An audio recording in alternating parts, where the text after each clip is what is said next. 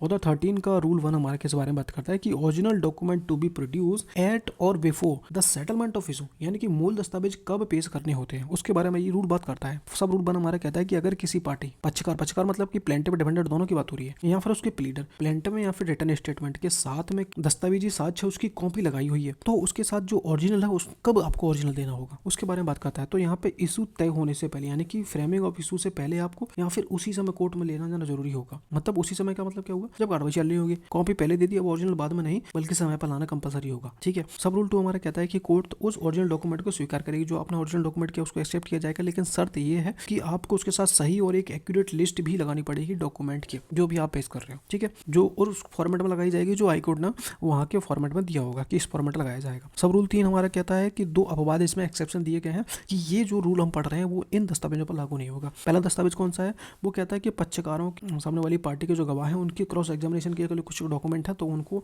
जो इशू से पहले ले जाना कोई ज़रूरत नहीं होगी। और दस्तावेज वो हैं कि जो सामने वाले एक पार्टी के गवाह हैं उनको मेमोरी फ्रेश करने के लिए जो डॉक्यूमेंट लाए गए हैं उनको भी पेश करने की जरूरत आपको नहीं होगी इशू से पहले। तो यहाँ पर सीधा सीधा एग्जाम्प्ट किया गया है, एक्सेप्शन है। Hello everybody, welcome back the channel. तो अपन वापस से सीपीसी का ऑर्डर पढ़ रहे हैं। ठीक है। तो ऑर्डर 12 तक तो मैं आप लोगों को कंप्लीट करा चुका हूँ सारा, 1 से लेकर ऑर्डर 12 तक सारे वीडियो आपको मिल जाएंगे। प्लेलिस्ट में जाके देखोगे ना तो वहाँ आपको सारी वीडियो मिलेंगे और एक एक रूल मैंने अच्छे से समझाया है कि कोई कन्फ्यूज़न आपको हो ही नहीं सकती। अगर एक बार अपने ऑर्डर क्लियर करने हैं सीपीसी के तो ज़रूर देखिएगा मेरे हिसाब से। ठीक है। बहुत ईजी तरीके से समझाया है। और आज हम वीडियो में बात करेंगे, आज से हम ऑर्डर 13 स्टार्ट कर रहे हैं। ठीक है। तो अगर आपको पढ़ना हो और आप इंटरेस्टेड हो ऑर्डर 13 पढ़ने में तो आने वाली वीडियो आपको मिलेंगी। आज की वीडियो हम सिर्फ एक रूल कवर करेंगे जो कि रूल 1 है। ठीक है। तो आप लोगों को पिछली वीडियो कैसे लगे और वीडियो पढ़ने में मज़ा आता है नहीं मज़ा आता है, क्या कमी लगती है, क्या इम्प्रूव मैं कर सकता हूँ, क्या और चीज़ जोड़ी जा सकती हैं, तो वो आप मेरे को कमेंट करके ज़रूर बताइएगा कि क्या क्या मैं और जोड़ सकता हूँ इसमें। ठीक है। बाकी सब ठीक है, चलते हैं अपना ऑर्डर शुरू करते हैं। ठीक है। तो हमारा ऑर्डर 13 है। ऑर्डर 13 हमारा क्लियरली बात करता है कि production, impounding and return of document. ठीक है। अब समझते हैं रूल 1 हमारे किस बारे में बात करता है कि original document to be produce at or before the settlement of issue, यानी कि मूल दस्तावेज जो हैं आपके केस से वो कब आपको पेश करने होते हैं, ये हमारा क्वेश्चन है यहाँ पर है रूल 1 में। अब इसका आंसर क्या होगा वो आगे हम पढ़ते हैं।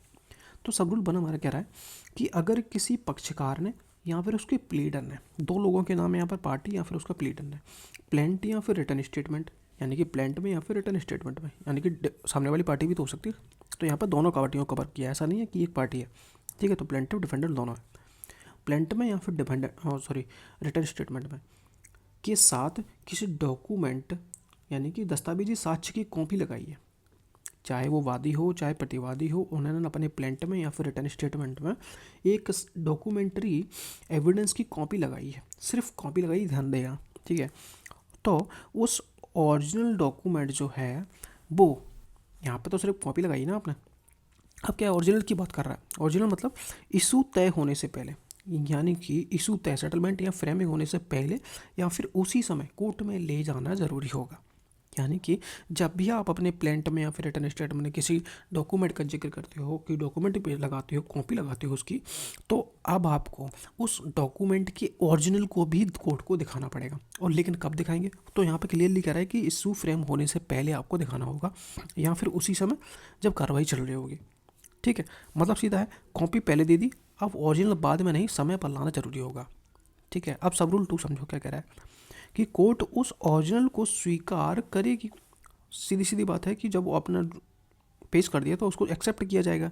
ठीक है। लेकिन कुछ शर्तें यहाँ पर होंगी, वो शर्तें क्या होंगी, उसके साथ में एक सही और पूरी सूची, एक्यूरेट लिस्ट, और वह सूची हाईकोर्ट द्वारा बनाए गए फॉर्मेट में बनी होगी।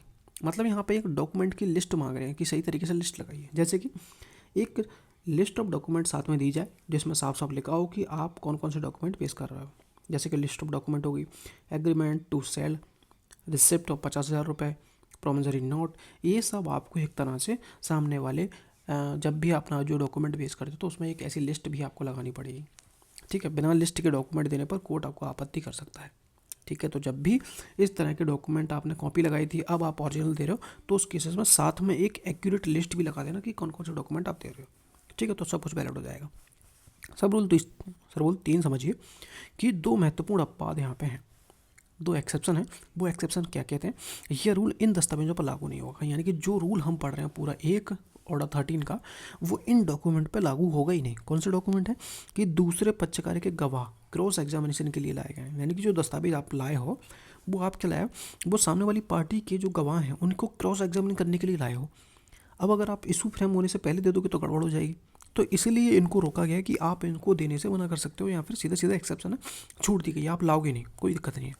और जो दस्तावेज किसी गवाह यानी कि कोई गवाह है कि याद ताज़ा करने के लिए यानी कि रिफ्रेश मेमोरी करने के लिए कोई डॉक्यूमेंट लाए हो, तो उसको भी इशू फ्रेम होने से पहले लाने की कोई ज़रूरत नहीं है, दिखाने की ज़रूरत कोई नहीं है। यहाँ पर रूल में सीधा सीधा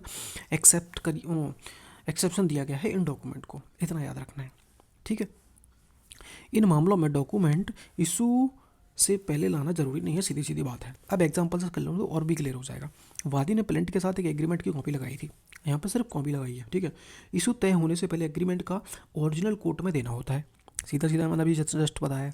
लेकिन वादी जो है वो क्रॉस एग्जामिनेशन में किसी गवाह को दिखाने के लिए पुरानी रसीद लाता है, ठीक है, कोई रसीद लाता है, पुरानी रसीद, सॉरी, लेकिन वादी क्रॉस एग्जामिनेशन में या फिर किसी गवाह को दिखाने के लिए रिफ्रेश मेमोरी करने के लिए पुरानी रसीद लाता है, तो वह पहले से फाइल करना ज़रूरी नहीं होगा। तो यहाँ पर रिफ्रेश मेमोरी और क्रॉस एग्जामिनेशन की डॉक्यूमेंट लाते हो तो उनको पहले दाखिल करने की कोई भी ज़रूरत नहीं है।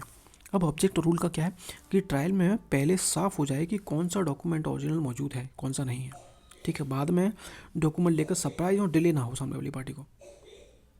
सरप्राइज मतलब कैसे कि एकदम से लाए, सामने वाला तैयार नहीं था, तो इस तरह के, ठीक है। और एविडेंस की प्रक्रिया स्मूथ और फेयर रहे।